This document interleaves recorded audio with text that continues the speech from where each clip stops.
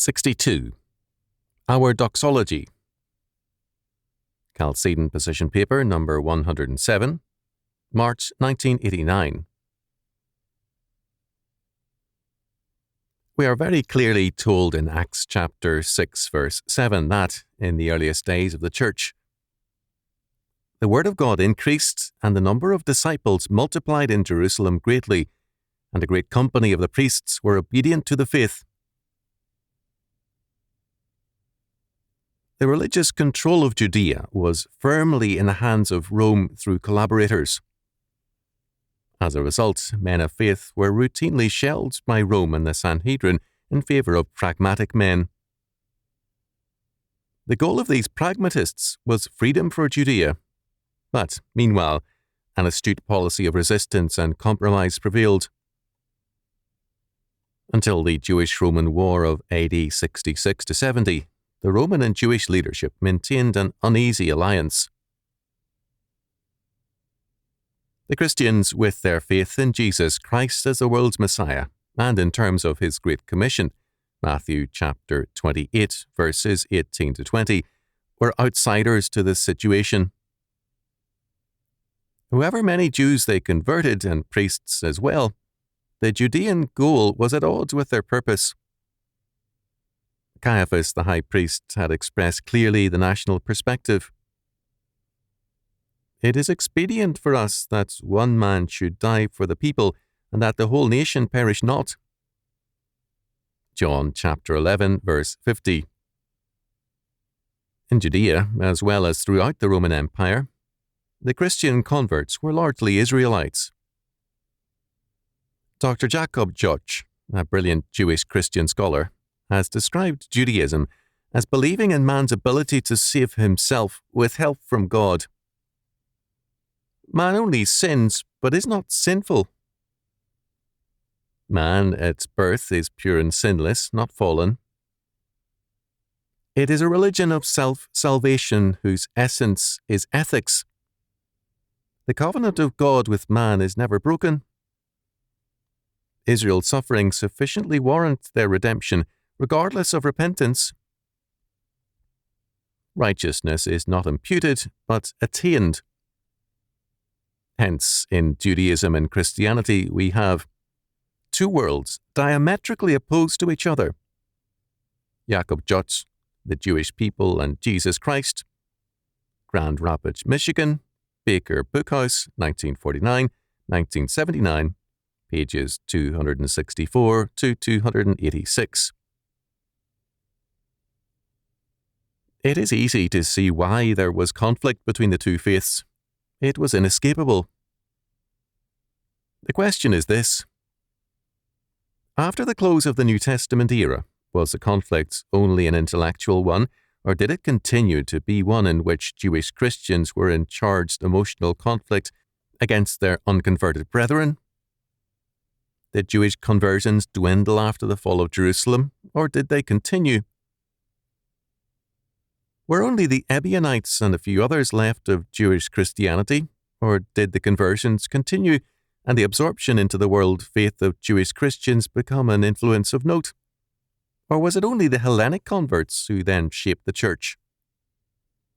Were the Jewish Christians only a remnant of Israel, or were the unbelievers the remnant? These are questions which cannot be answered with certainty, but they need to be asked, and some direction determined if possible. We do know that many churchmen over the centuries were converted Jews. Eusebius in Constantine's day gave a list of a number of Jewish bishops. Earlier, Justin's dialogue with Trypho made it clear that Jews were very much a part of the faith, and that the debate, tension, and conversion factors remained very much as in St. Paul's day. Much later, Jewish popes appeared from time to time, indicating the continuing presence, zeal, and importance of Jewish Christians. Early in the 11th century, Hildebrand became pope as Gregory VII. Jewish descent has been ascribed to him. Whether this is true or not, we do not know. We do know that, in a crisis, he raised an army, with the help of financially gifted Jews. J. P. Whitney, Hildebrandine Essays, Cambridge University Press, 1932, pages 10 and 22. But there are other indications of a close tie between church and synagogue. In the 12th century, we find that one of the great Armenian church fathers, St. Nerses Snor Halai, a writer of hymns, produced hymns which link him to Rabbi Jehuda Halavi of Spain and briefly Egypt. There are too many links like this to be ignored. The great authority here in a specific area was Erich Werner, a professor of liturgical music, who in 1959 published his findings titled The Sacred Circle, the Interdependence of Liturgy and Music in Synagogue and Church during the First Millennium. We know that the earliest term for the church was synagogue, as we see in the Greek text of James chapter 2, verse 2. The synagogue officers and structure were taken over by the church. But, Werner showed, so too was the liturgy and music. The use of musical instruments was dropped by the synagogue after the fall of Jerusalem. Instruments such as the organ were too joyful for a people in mourning over the fall of their city and country. The old forms were retained in the church, both of the temple and of the synagogue. The Christian church sought to be faithful to the Old Testament church because it saw itself as the true continuation thereof. After Paul, the church saw itself as the Israel of God. Galatians chapter 6, verse 16. In its better moments, the church's call to the Jews was to come home. This influence and faithfulness to Old Testament liturgical practices continued.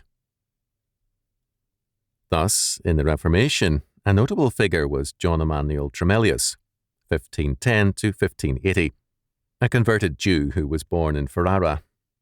He became a Catholic about 1540, and his godfather was Cardinal Reginald Pole, later Archbishop of Canterbury. In 1542, Tremellius became a Protestant and a Calvinist. He was then in England, in Lambeth Palace with Cranmer, and also Cambridge, before going to Germany when Queen Mary's persecution began. He returned to England in 1565 and concluded his teaching career at Sedan. In England, Tremellius helped frame the 39 Articles and assisted in the formation of the Book of Common Prayer. The unification of worship sought by the English reformers meant faithfulness to Scripture and to the biblical precedents in the worship of the temple and the synagogue.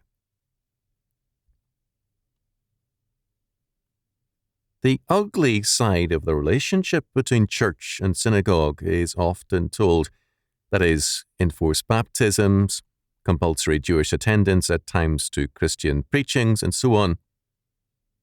At times, the worst in hostility to the Jews were Jewish converts, or men of Jewish ancestry, such as King Ferdinand of Spain and Tomás de Torquemada, the Grand Inquisitor.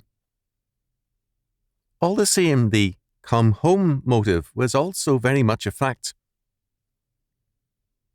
When, shortly after World War II, Pope Pius XII said that spiritually we are all Semites, he was echoing a centuries-old theme.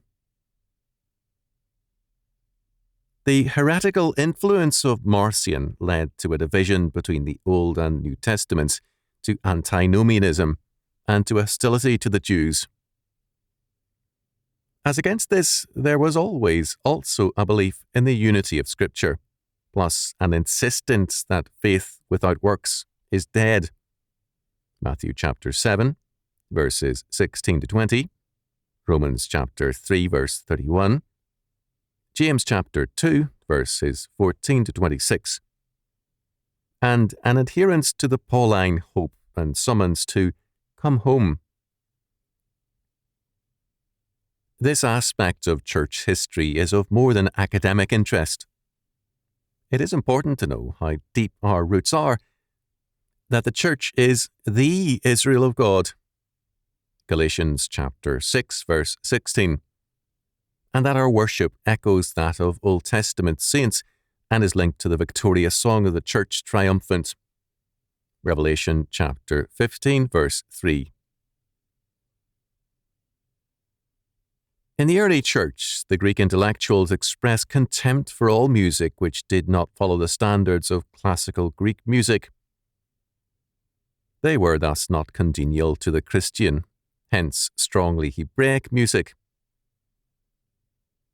Many held to Pythagorean doctrines, such as the cathartic power of music.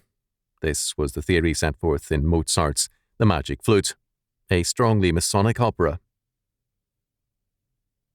Hebraic Christian music was not man-centered. Its goal was not a humanistic, cathartic result, but the glory of God. We can perhaps call the Doxology the epitome of truly biblical worship and song because it centers on God, not man. Although it is Trinitarian, the Doxology echoes Scripture, the temple, and the synagogue. C. E. Werner, The Sacred Circle, pages 273 to 313. The spirit of the Doxology and of Hebraic biblical music is well summarized in the first statement of the Westminster Shorter Catechism. Man's chief end is to glorify God and to enjoy Him forever. It is also joyfully expressed in a Christian hymn with an Old Testament root and an ancient Hebrew melody. Leoni, the magnificent, the God of Abraham praise. The church was not born with us, nor with our rebirth. Men who despise their past also despise their future. As Christians, we are the heirs of the ages, and heirs in Christ of all things. Romans chapter 8, verse 17, Galatians chapter 3, verse 29, chapter 4, verse 7, Ephesians chapter 3, verse 6, Hebrews chapter 6, verse 17, James chapter 2, verse 5, etc. We have a doxology to sing which resounds across the centuries and is the music of eternity.